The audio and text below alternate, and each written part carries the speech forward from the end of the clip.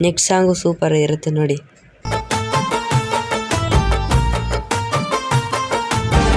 ಭಾರತದ ಭೂಮಿ ಇದು ಹೇಳೋ ಮಮ್ಮಿ ನಾನಾಗದೆಲ್ಲ ಒಗ್ಗಟ್ಟಾಗಿ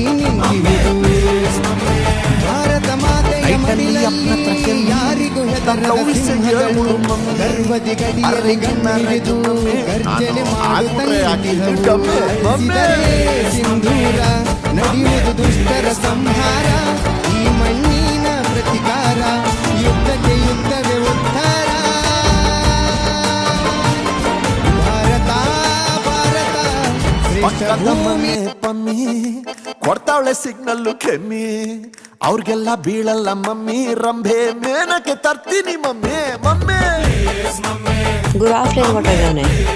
ಆಫ್ಲೈನು ಹಿಂಗಿರ್ಬೇಕು ಭಯ ಅಂದರೆ ಇದು ಪವರು.